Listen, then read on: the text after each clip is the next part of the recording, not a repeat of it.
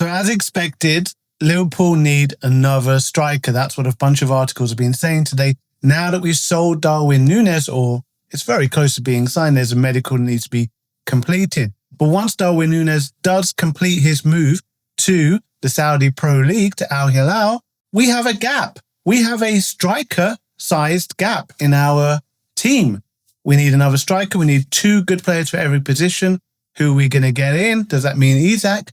Or is there someone else lined up? Darwin Nunez is set to sign for Al Hilal for 46.2 million, rising to 56.6 million with add-ons.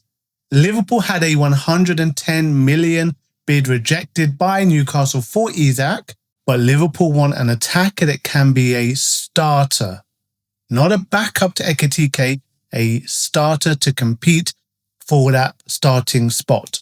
The problem with getting Isak in is that despite how messy it's got and how there's definitely a rift now between Isak and Newcastle, despite what Newcastle would have you believe, it's pretty clear.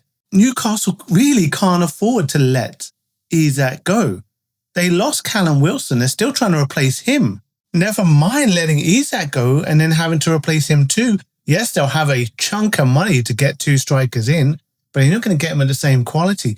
And Newcastle had the Champions League this season. They've got more matches coming up. So it really would take minimum that 150, I think, to prize Isak from Newcastle, because Newcastle are going to hope they can mend the bridges with Isak. They can bring him back into the fold, maybe take a month into the season and everything's running like normal and Isak's banging in the goals. That's what they're going to hope, unless the offer is so big they just can't refuse. And now that Liverpool have brought in 45, rising to 55-ish million pounds for Nunez, you can bump that 110 up to the 150 mark that Newcastle want.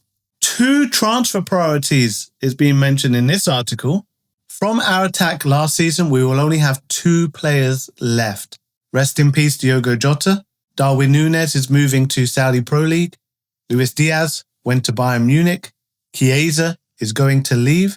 We've brought in Ekitike and Wirtz. We will be short because we will only have 4 attacking players when really we would like 6 to 8. So that's minimum 2 more that have to come in.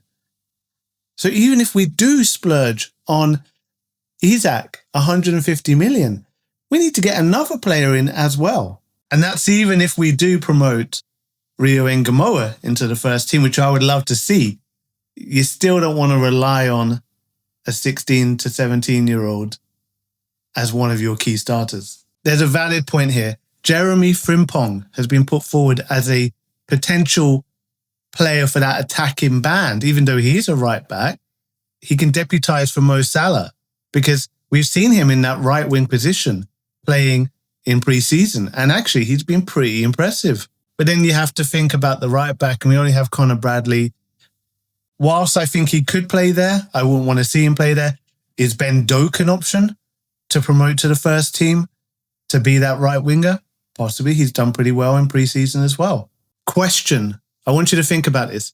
Let's say we do sign Alexander Isak. Is there another forward available in European football or world football that we could bring in that could be adapting across that forward line, that can be flexible and that has the quality that Liverpool would need? Does his name start with R? Does it end with Rodrigo? Maybe. Thanks for watching. I appreciate it. I'll speak to you again very, very soon. Bye-bye.